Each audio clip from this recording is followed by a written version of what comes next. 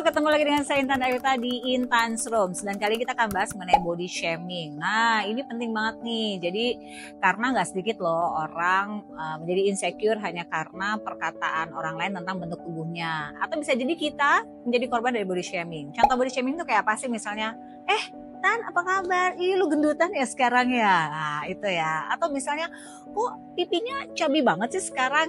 Nah, hal-hal kayak gitu mungkin buat yang komentar biasa aja ya. Tapi buat yang menerima komentar rasanya jelek banget gitu. Karena kan kita mungkin kurang nyaman dengan perkataan yang disampaikan. Oke, jadi ternyata body shaming itu termasuk salah satu perundungan ya. Tapi dalam bentuk verbal yang ditembaknya adalah bentuk tubuh kita.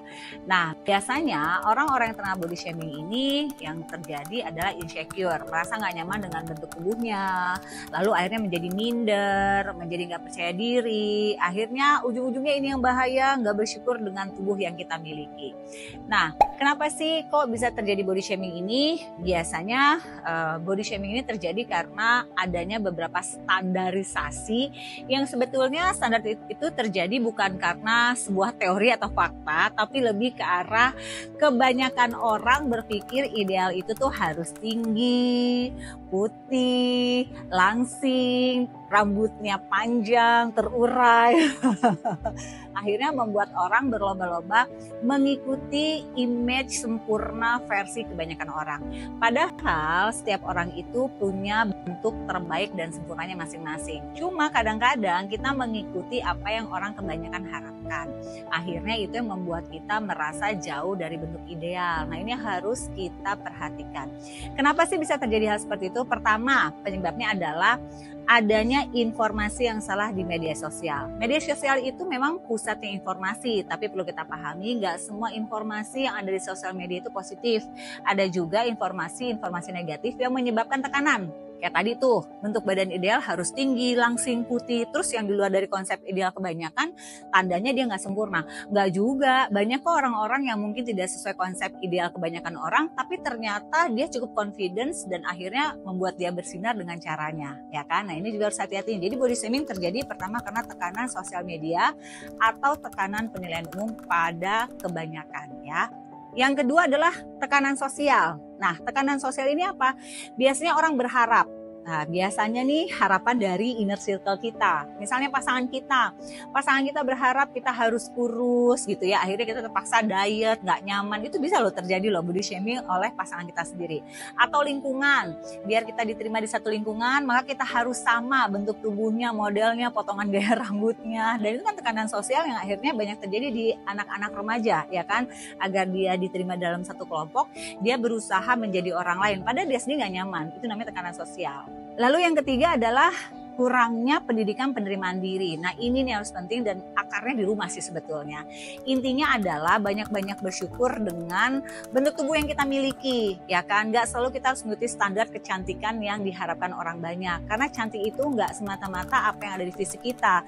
Dibilang cantik sempurna itu jika selain fisik tapi juga kepribadian dan bagaimana kepandaian kita. Nah, itu tergabung kecantikan. Karena kalau hanya mengandalkan fisik, diajak ngomong gak nyambung, jadi juga orang gak betah sama kita ya. Jadi artinya kita harus belajar menerima diri kita seutuhnya. Karena tentunya kita harus banyak-banyak bersyukur. Bisa jadi apa yang kita miliki dalam tubuh kita ini adalah keinginan orang lain, ya kan? Yang keempat yang harus dipahami nih, setiap orang itu punya keberagaman tubuh yang berbeda. Ada memang yang orang secara genetiknya dapetnya tinggi kurus. Ada yang bentuknya mungkin secara genetiknya dia nggak terlalu tinggi, tapi mungkin dia kulitnya bagus ya kan. Jadi sadari bahwa setiap orang itu punya keberagaman aneka tubuh. Ini faktornya banyak, faktor genetik ya kan. Kemudian faktor gizi juga pengaruh gitu. Jadi artinya memang akan berbeda-beda gitu. Nggak mungkin kita orang Indonesia, orang tuanya juga dua-duanya Indonesia, terus kita lahir kayak bule gitu. Nggak mungkin ya. Dan akhirnya mengada-ngada nih kayak gini, kita orang Indonesia terus kita pengen kayak bule. Nah, yang terjadi adalah tadi tuh suntik-suntikan lah. Dan yang lebih parahnya sekarang banyak banget suntik-suntikan yang tidak di bawah pengawasan dokter. Berujungnya mau cantik, akhirnya nyawa yang menjadi taruhannya. Dan ini banyak loh, hanya karena apa? Karena kita ingin memenuhi standar kecantikan menurut orang lain. Nah, bahaya ya. Cara mengatasi body shaming Yang pertama, banyak-banyak bersyukur dengan apa yang sudah kita miliki saat ini ya. Ini penting banget sehingga gak ada keinginan tuh buat kita merubah sesuatu yang emang sebenarnya gak ada masalah gitu kan. Yang kedua adalah membangun rasa percaya diri bahwa sebenarnya kecantikan itu ya bukan hanya dinilai dari fisik. Banyak faktor yang menilai orang menjadi cantik kepada kita. Cantik tapi kalau otaknya kosong juga buat apa? Diajak ngomongnya gak nyambung ya kan. Yang paling keren itu adalah bukan hanya penampilan fisiknya aja yang kita rawat, tetapi juga bagaimana inner beauty-nya kita keluar ya. Yang ketiga, mencari dukungan dari orang-orang yang positif. Kalau pasangan kamu dikit-dikit mengkritiknya bentuk tubuh kamu, ya kan? Terus mengkritiknya dikit-dikit kamu makannya banyak lah, inilah itulah, selalu bentuk dalam fisik. Kalau belum nikah, ayo bisa jadi dia red flag. Ya, jadi pikirin ya, karena kalau memang dia benar-benar suka sama kamu pasti akan menerima apa adanya.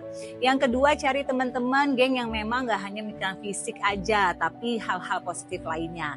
Yang ketiga, jika kamu gak menemukan orang-orang seperti itu maka carilah, karena yakinlah di setiap lingkungan pasti ada orang positif yang akan mensupport kamu dan bukan hanya melihat kamu dari segi fisik aja. Buat para pelaku bullying di area body shaming ya, sadarlah karena kamu juga belum tentu sempurna dari segi fisik kamu. Jadi jangan pernah menyakiti dengan kata-kata yang menurut kamu hal yang standar atau wajar, tapi sebetulnya itu menyakiti orang lain.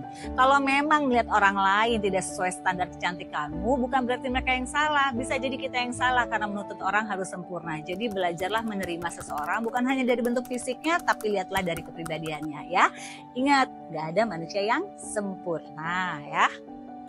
Oke, jadi body shaming ini adalah masalah kita bersama. Ini tentang bagaimana kita menjaga agar lisan kita tidak menyakiti orang lain dan juga menjaga agar kita menerima akan diri sendiri. Kalau kita sama-sama bisa menjaga, mungkin body shaming ini nggak akan menjadi isu yang sangat luar biasa. Yang terpenting adalah bagaimana kita menerima diri kita sendiri, lalu kita self love dan melakukan self care. Dan buat kalian-kalian yang memang dianugerahi bentuk tubuh yang baik, bukan berarti kalian bisa merendahkan orang lain. Ingat ya, semua orang punya kelebihannya masing-masing dan tidak selalu di area fisik.